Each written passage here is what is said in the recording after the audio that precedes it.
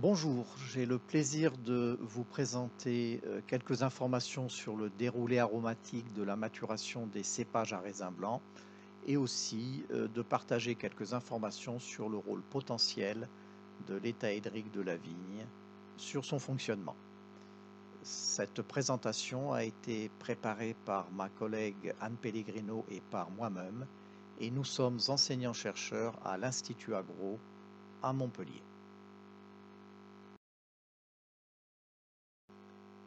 Les plantes vont utiliser l'eau pour réguler leur température. C'est ainsi que la majorité de l'eau est perdue par transpiration foliaire.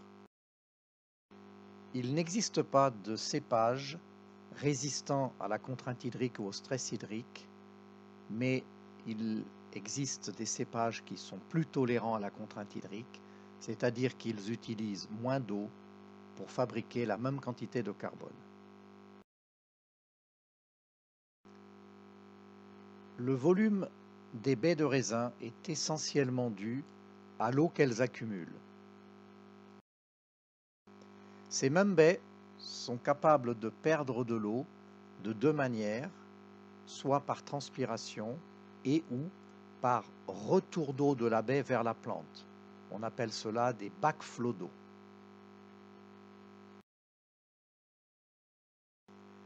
À partir de la véraison, c'est-à-dire à partir du ramollissement des baies, chaque baie va accumuler des sucres.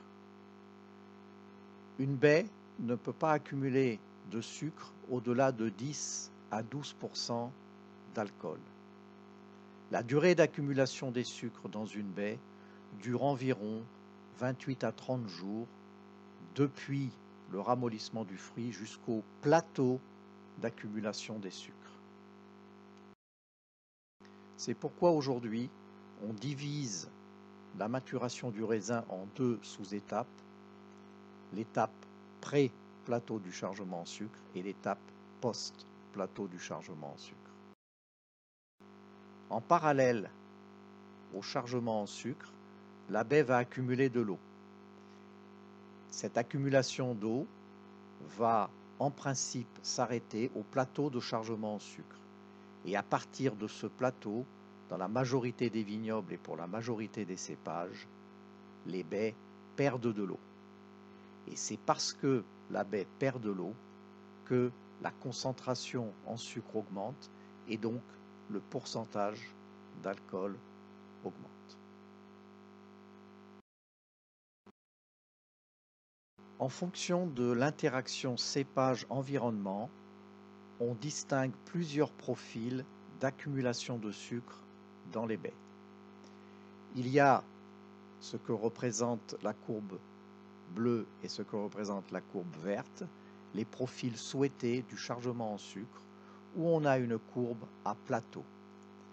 Lorsque l'accumulation des sucres par baie est lente et qu'il n'y a pas de plateau, cela est le signe d'un dysfonctionnement de la vigne.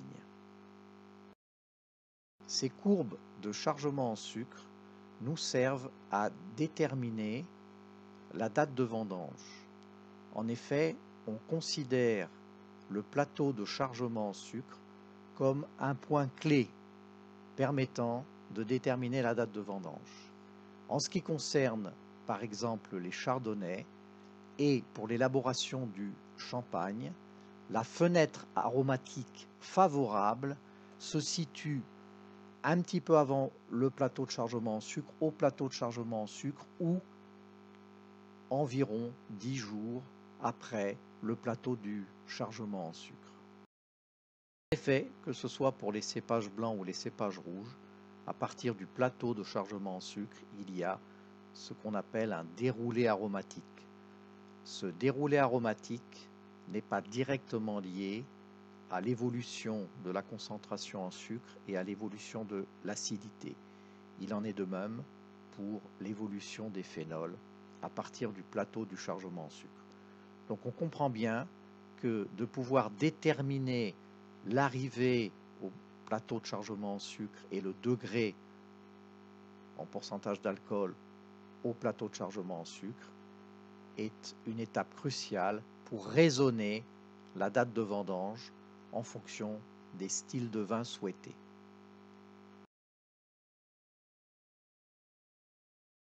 Pour illustrer le déroulé aromatique des cépages à raisin blanc, je vais partager une expérience réalisée en Afrique du Sud sur le chenin blanc. Les résultats présentés sont obtenus en décidant des dates de vendange à partir de la dynamique de chargement en sucre des baies. Il s'agit de vendanges séquentielles réalisées à 7 jours d'intervalle. Et l'on voit bien que entre deux dates de vendange, les analyses sensorielles des vins nous montrent qu'il y a un réel déroulé aromatique et qu'il y a donc des fenêtres aromatiques spécifiques pré- et post-plateau du chargement en sucre. Ces fenêtres aromatiques peuvent être bien entendu déterminées par dégustation des baies, mais à ce titre, il faut avoir un protocole bien calé, car sur une grappe, chaque baie a sa propre dynamique de développement et de maturation. Cela signifie aussi que, à date de vendange, l'ensemble des baies d'une grappe ne sont pas et ne seront jamais au même niveau de maturité.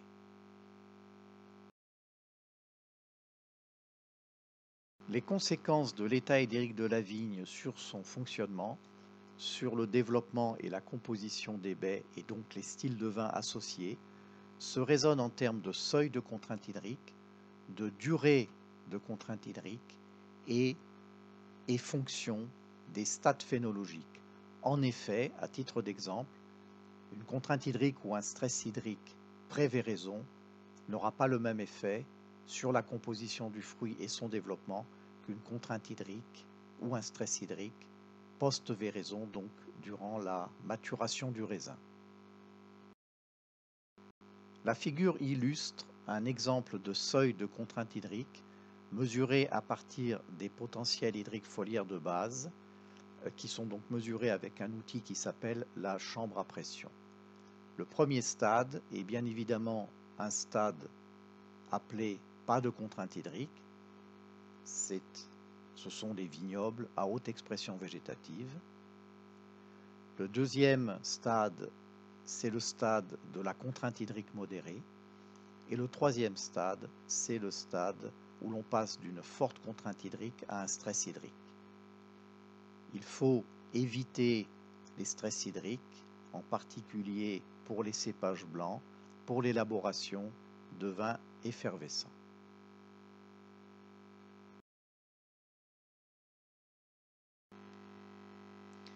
Bien évidemment, l'état hydrique de la vigne va dépendre de l'évolution de la réserve utile du sol, qui est ou non rechargée par les événements de pluie et ou par l'irrigation quand elle est autorisée.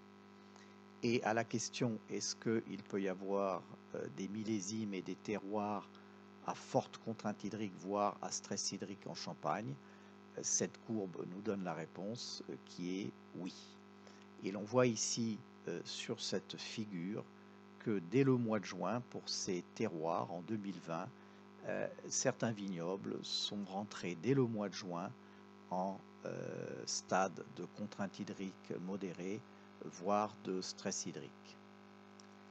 L'idéal pour ces vignobles et pour la vigne, c'est de rester dans la zone verte qui est la zone de confort hydrique. Confort hydrique ne veut pas dire excès d'eau.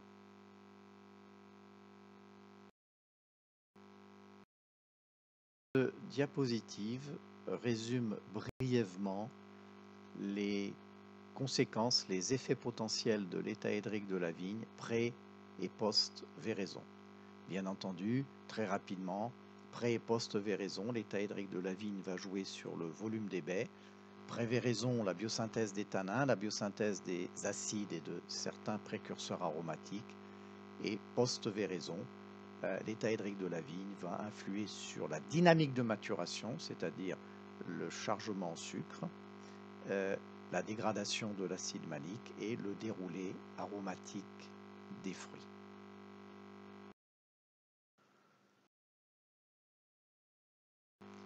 Bien entendu, le climat, ce n'est pas que l'eau, il y a aussi la lumière et les températures qui ont un effet important sur le développement et la composition des baies, et donc partant les styles de vin. D'où l'importance du microclimat des grappes et de la végétation. La vigne a besoin d'eau comme toutes les plantes, et pour information, il faut environ 250 à 350 litres d'eau au vignoble pour produire 1 litre de mou. Bien entendu, les raisonnements se font dans le cadre d'approches intégrées, donc d'approches qui considèrent les interactions cépage, terroir, c'est-à-dire climat-sol et pratiques culturales. Et finalement, la dégustation des vins et l'analyse sensorielle restent un des outils majeurs qui permettent aux vignerons et à l'œnologue d'évaluer les styles de vin et d'évaluer l'impact de ce qui est fait au vignoble sur le produit fini.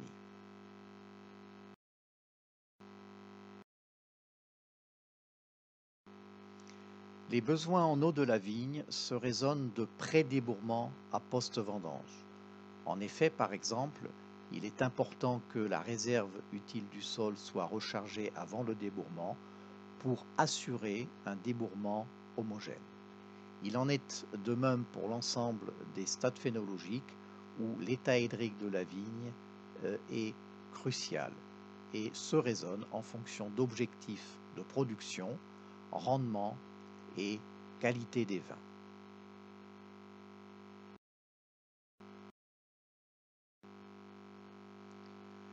Je vous remercie de votre attention et je remercie aussi les champagnes Nicolas Feuillat de nous avoir donné l'opportunité de partager avec vous quelques informations et quelques idées.